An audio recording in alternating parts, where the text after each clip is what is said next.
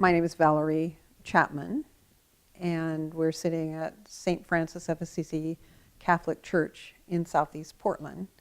I'm the pastoral administrator here at St. Francis, which is an inner city Catholic parish. Well, I started exploring the relationship to food and the environment. It was part of my, actually I was working on a dissertation that was around the environment. So it was take and eat, reconnecting to God, community, and creation through the food we eat. So I started exploring that particular way, that the way we eat contributes to global warming.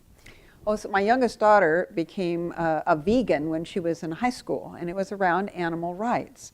And she kept giving me information to read, and then I realized how that was connected in. And then later, it's my own personal health that I realized that there was differences in my health because of the way I ate. And then eventually I started hearing about the connection to the environment as well. So it's like we're all connected. All of this is connected. So whether it's the food politics, it's the way the poor are treated, it's the way the creatures, the animals of the earth are treated. That's how we take care of our own personal health. And now as we're becoming more and more aware, the health of our planet as well. So it's all connected. What I would like to do is to help people become more conscious of what they eat. I say eating food is not a private affair.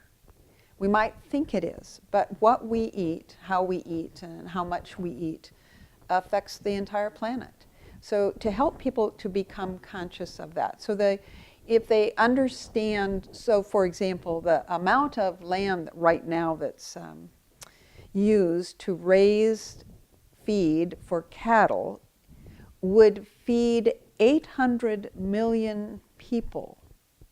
So there's it's a big disparity in how we use our land. People will talk about people have always hunted animals, and that's true, but it's an interesting thing.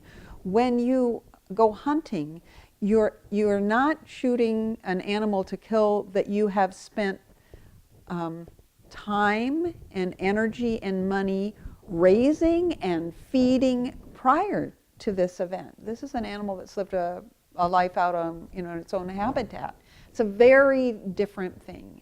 So they're not, you can't compare them.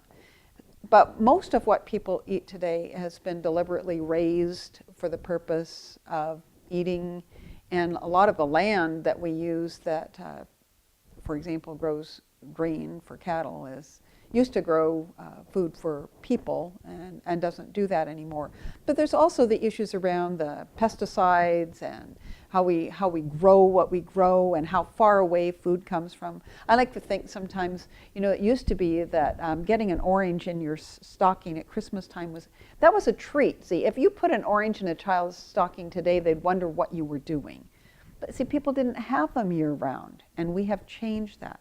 We've made treats become the norm of the day. And so we've lost our consciousness about what we eat, where it comes from, and how what we eat affects people that live someplace else. And that's what I would like to help people understand, that what they eat really matters. I would suggest, first of all, that they understand, they think about the way they eat as part of their spirituality.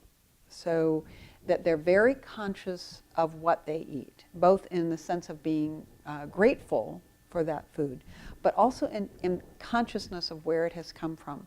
Because I like to believe that most people, having raised their consciousness about what they're doing, will see the connections and will begin to self-regulate what they're doing. If you eat food that comes from far, far away all the time, and you understand that in getting that food to you, you are putting toxins in the environment, and you're concerned about the earth, then you might at least cut down. If you understand that if you have meat eating, for example, if you eat meat every day, that there are people in other parts of the world that can't afford food at all because the land that's around them is growing grain for for the feed of the cattle that you're eating, then I'm hoping that by raising that consciousness, people will feel self-motivated to monitor how they're eating. I was once asked about what my own spiritual practice was, and I had to, in reflection on that, realize that for me, eating is a spiritual practice. So being very conscious of what I eat, how much I eat, where it comes from, and the damage that is done or not done in the process is very important. The one thing that I might add is to say that right now, we're talking about food in our workshop. We've talked about the climate, but there are scientists, environmentalists that will tell us that in the future, water may be a huge issue for us. And we know that without water, there's no life at all. And for that reason, it's really important to us to take a really good look at the dairy industry and how much milk we consume. And that includes products that are made from milk. Just the science of it, or the biology of it. Lactating female needs to take in a lot of water in order to produce milk. And when we begin to talk about dairy cows, we're thinking about, a dairy cow can consume as much as 50 gallons of water a day. And you multiply that out in order to have all of the United States and then all of the world drinking as much milk as we do, and we can begin to understand that we really need to cut down. We need to pay attention. So every day we should stop as human beings and to be grateful for the food that comes from the earth that nurtures us.